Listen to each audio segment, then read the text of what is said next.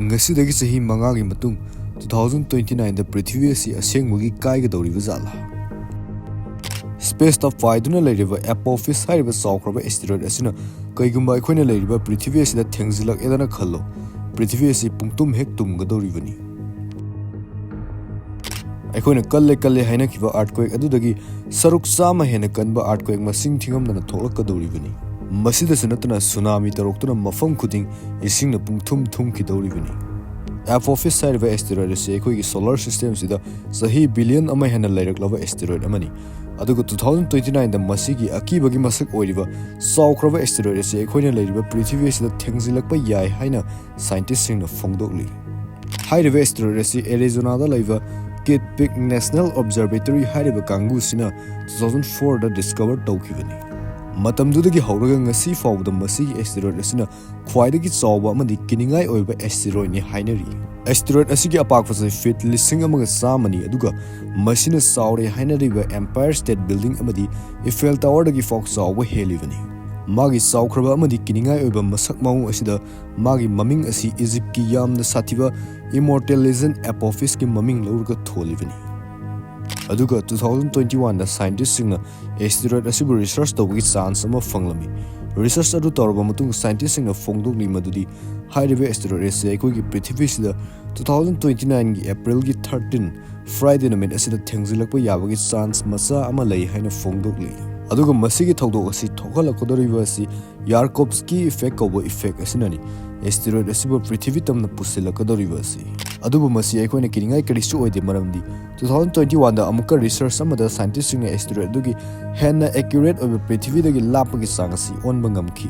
Hyba asteroid Apophis ase aikoigi Prithibida sida 2029 gi April gi day 13 dani khwaidagi naksalakkodoriba asi adubu mana phoneyam naksalaklabasu aikoigi Prithibida gi 32 km di adumak lapthokna laigani haina phongdokli. Adubu makoina masi haijabagi wani thengjillak oi habisi tamba ngamma natti. Mamang su Prithibida asigumba space dagi potsak kya tarakhrabani aikoigi Prithibida sida chawrangna sahi lising nipan khudingi asteroid natraga atopa object amadi adum space dagi taraklibani. Ngasidagi ikoi kuidringegi mamang 2013 dani Apophis dagi khara pikba asteroid ama Prithibida tarakhiba adu. Masigi thawdoksigi matung 2016 da NASA Osiris-Rex haina mingthonba spacecraft ama sarami. Masigi spacecraft si Apophis dagi khitang pikthaba Bennu kowa asteroid amadagi sample laurunabagidabak sakiba spacecraft ni. Chahi marigi matung spacecraft adu Bennu yoba ngamlami. Mafamdudagi sample khara laurga Prithibida tamna halaklami aduga sample adubu utaha hairiba mafam asida thadaraklami. Sample adu hek thadarambaga spacecraft adu Apophis bu amuk tanakhirami. Hauzik Osiris-Rex asi Osiris Apex haina kaukre aduga hauzik Apophis bu study tawda scientists singna sizinari. Hauzik oinadi spacecraft asi Apophis ta landing tawba ngamdri adubu laibak farabdi 2029 gi April gi 22 Apophis na Prithibida naksilakpa matam aduaida soidana landing tawba ngamgani haina thajanari. Kaiguba landing adu tawba ngamba taragadi spacecraft aduna Apophis ta tha 19 chumna leiduna sample kya collect tawgadori. Madugi matung sahi amaga makai chumna asteroid adubu amuk kupna yengsinduna leigadori. Asteroid adugi shape size hongtok hongjin tawbasi mana kupna senaduna leigadori. Aduga somdana scientists singna amu spacecraft adudagi data singdu collect tawraga asteroid adu Prithibida tasilaglabasu kamaina ngakthokani haibasi thijangadori. Masida sunatana NASA na 2025 ta Apophis Pathfinder kowe spacecraft ama amuk launch tawgadori. Masigi spacecraft asigi matengdagi asteroid asibu hena research tawda yamna laigadori. Apophis asi Jupiter amadi Mars ki marakta laiba primary asteroid belt gi thorakpani sahi million kya asida Apophis ki khongsat asi hongduna lagli. Housing Apophis asi numit tamna paisilagdi. Numit tamna pairakpa haibasi aikoigi Prithibida tamna paisilakpa sab manaribani maramdi numit yongnaba chatpada Prithibida asi hana lalaga chatkadoribani. Aduga amaromdana scientists singna asteroid asidagi matau karamna ngakthoknaba sem sariba jatno. Scientists singna khanari madudi asteroid asina khodongthiba thokalaktrenge mamangda drilling toraga manungdagi thugairakpagi plan kanna khanari. Natraga asteroid aduda rocket kya attach tawshalaga lambi amada puthokhibagi plan su leiri. Apophis asi S-type asteroid ni masi iron amadi nickel na punsilaga oirakpa poni aduga magi shape asi peanut ki shape ni.